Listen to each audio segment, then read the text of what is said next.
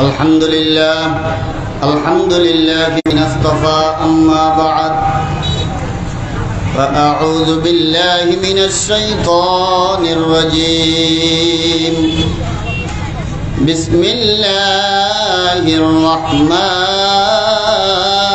الرحيم يا أيها الذين آمنوا توبوا إلى الله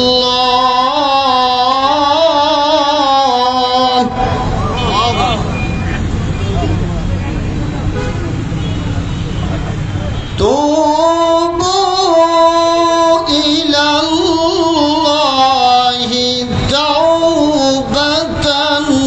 نصوحا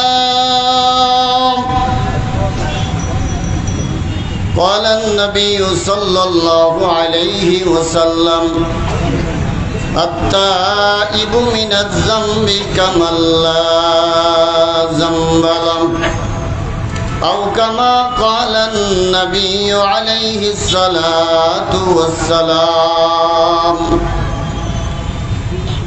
হেফাজত ইসলাম বাংলাদেশ বায়জিদ থানা শাখা কর্তৃক আয়োজিত শানে রিসালাত সম্মিলন মঞ্চে উপবিষ্ট আছেন জাতির শ্রেষ্ঠ সন্তান সম্মানিত উলামায়ে কেরাম। আল্লাহ সুবহানাহু ওয়া তাআলার দরবারে লক্ষ কোটি শুকর আদায় করি যে আল্লাহ সুবহানাহু ওয়া তাআলা সমস্ত ব্যস্ততা থেকে আলাদা করে আমাদেরকে শানে রিসালাত সম্মেলনে আসার তৌফিক দান করেছেন। সবাই বলি আলহামদুলিল্লাহ। আওয়াজটা একেবারে কম হয়ে গেল, সন্তোষজনক হয়নি। আপনাদের এই নরম আওয়াজের কারণে মাঝে মাঝে বাতেলারা সুযোগ পায়। বাতেলারা কি পায়?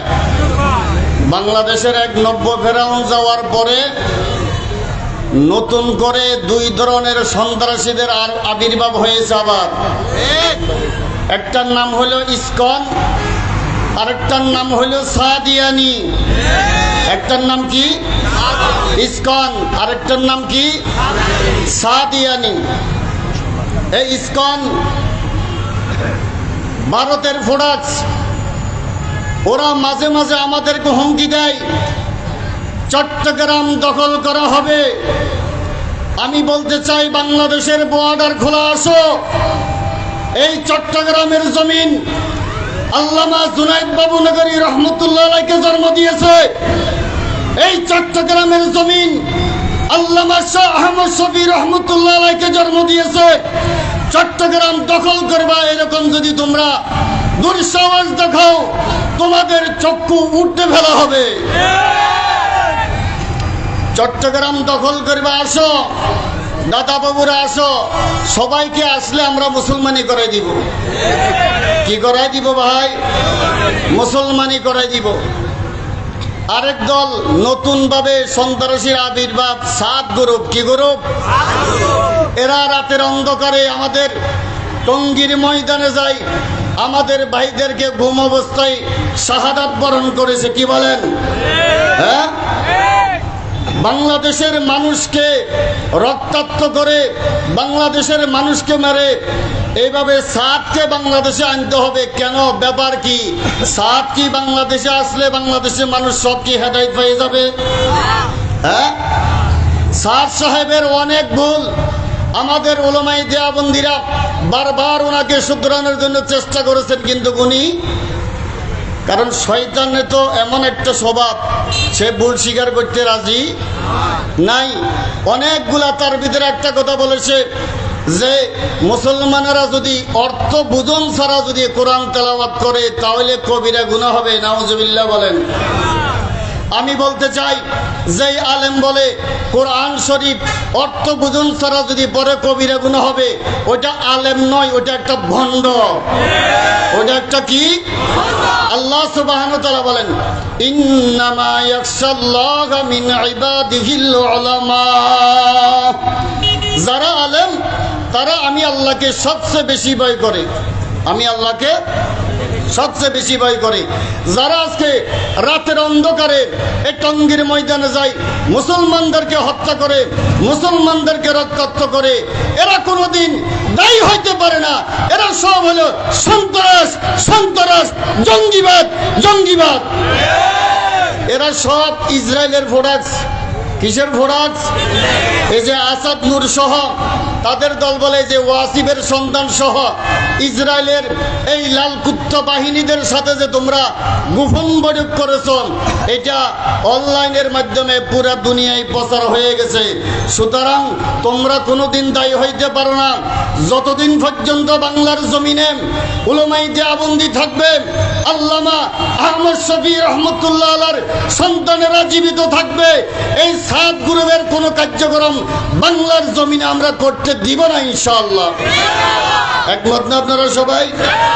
আমরা কেউ এদেরকে করতে দিব না। কারণ তোমরা দায়ী না, তোমরা সন্ত্রাস। তোমরা কি?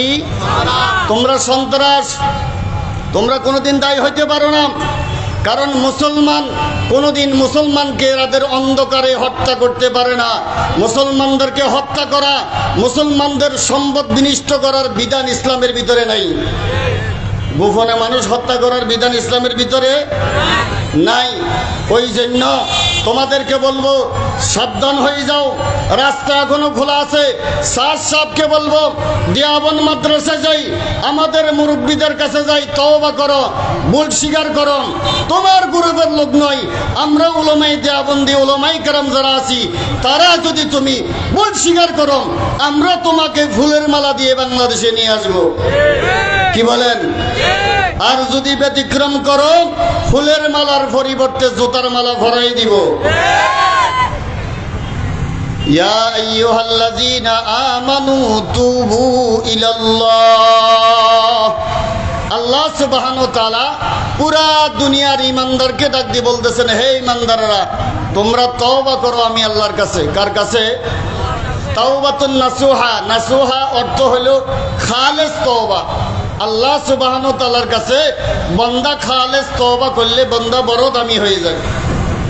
আল্লাহর হাবিব বলেন, আত্তাইবু মিনাজ যামবি কামাল্লা যামবালা। ও দুনিয়ার উম্মত, যারা নাকি আল্লাহর কাছে খালেস তওবা করবা, মাপ চাইবা, একটা বাচ্চা মার পেট থেকে ভূমিষ্ঠ হইলে যেরকম নিষ্পাপ গুনাহ ছাড়া মাসুম, যেই বান্দা আল্লাহর কাছে সারেন্ডার করবে, আল্লাহর কাছে মাপ চাবে, আল্লাহর কাছে চোখের পানি ছেড়ে দিয়া বলবে, মালিক জীবনে যত গুনাহ করেছি আমি আপনার কাছে সারেন্ডার করতেছি, আপনি আমাকে মাফ করে দেন। আল্লাহর হাবিব বলেন, একটা বাচ্চা মার গর্ভে থেকে বাইর হইলে যেরকম নিষ্পাপ, ওই বান্দা তওবা করার কারণে আল্লাহ ওইভাবে নিষ্পাপ বানাই দিবে। ছোট্ট একটা গুনার আমল দিছি। মূসা আলাইহিস সালামের জমানায় এক যুবক, এমন কোন গুনাহ নাই যেই গুনাহ করে নাই। সবাই মূসা আলাইহিস সালামকে যাই বললেন, হুজুর এই যুবকের অত্যাচারে গুনার কারণে আমরা সমাজে থাকতে পারি না। মূসা আলাইহিস সালাম সহ ওই যুবককে সবাই জঙ্গলে রাখি আসলেন। ঘটনা অনেক লম্বা, আমি বলতে পারবো না সময় কম থাকার কারণে। ওই যুবক জঙ্গলের ভিতরে বড় একা। যখন রাত্রে হয়ে যায়, অন্ধকার হয়ে যায়, সাপের ভয়, বাঘের ভয়, সিংহর ভয়, বিভিন্ন জিনিসের ভয়, একবার ডানে তাকায়, একবার বামে তাকায়, ভয় তাকে সাহায্য করার মতন কেউ নাই। ডানে তাকায়, বামে তাকায়, সামনে তাকায়, পিছনে তাকায়, দেখে যে সাহায্য করার মতন কেউ নাই। ডাকতি বলতেছ, আসমানের মালিক, আমি শুনেছি দুনিয়ার সব দরজাগুলা বন্ধ, তুমি মালিকের দরজা কখনো বন্ধ হয় না। কারণ সকাল নাই, বিকাল নাই, এভাবে 3টা 4টা 5টা 6টা, শুক্রবার নাই, শনিবার নাই, যেই অবস্থায় তুমি পাহাড়ে থাকো, জঙ্গলে থাকো, সাগরে থাকো, বিমানে থাকো, যে অবস্থায় থাকো, আল্লাহ সুবহানাহু ওয়া তাআলাকে ডাক দিতে দেরি আমার আল্লাহ লাব্বাইক আব্দি বান্দা বলে জবাব দিতে দেরি করে না। ওই যুবক বলে, মালিক চতুর্দিকে তাকাইয়া দেখলাম আমাকে সাহায্য করার মতন কেউ নাই রে মালিক। আমি দেখেছি তোমার আরশের দরজা খোলা। ও আল্লাহ, আমি জীবনের খালেস তওবা করতেছি, আমি আমার জীবনে আর গুনাহ করব না। ওই বান্দা খালেস তওবা করলেন, দুনিয়া থেকে বিদায় হয়ে গেলেন। অনেক লম্বা ঘটনা সংক্ষেপ করতেছি। আল্লাহ সুবহানাহু ওয়া তাআলা মূসা আলাইহিস সালামকে বলে, মূসা যাও, জঙ্গলে আমার এক বন্ধু মারা গেছে, তার দাফন কাফনের ব্যবস্থা করো। মূসা আলাইহিস সালাম তার দলবলদেরকে নিয়ে, উম্মতদেরকে নিয়ে গেলেন। যাইয়া দেখে ওই যুবকের লাশ। সবাই বলে, মূসা কি ব্যাপার? এই তো সেই যুবক যাকে আমরা এলাকা থেকে তাড়াই দিলাম, যার অত্যাচারে আমরা এলাকায় সবাই কষ্ট পাই, সে আবার কিভাবে আল্লাহর ওলি হয়? আল্লাহ সুবহানাহু ওয়া তাআলা বলে, মূসা আলাইহিস সালাম বলে, মালিক বুঝলাম না, আমিও তো জানি সেইভাবে অপরাধী। আল্লাহ সুবহানাহু ওয়া তাআলা বলে, মূসা আমি আল্লাহর নাম রহমান, আমি আল্লাহর নাম রহিম, আমি আল্লাহর নাম সত্তার, আমি আল্লাহর নাম গফফার। ওই যুবক যখন আমি আল্লাহকে ডাক দিয়ে বলছে, মালিক সব দরজাগুলা বন্ধ, তোমার দরজা খোলা, আমি অপরাধ করিয়া ফেলাইছি, আল্লাহ তুমি আমাকে মাফ করিয়া দাও। ওই যুবক যখন আমার কাছে মাফ চাইছে, আমি আল্লাহর রহমতের দরিয়ার ভিতরে ঢেউ শুরু হয়ে গেছে, জোশ মারা শুরু হয়ে গেছে।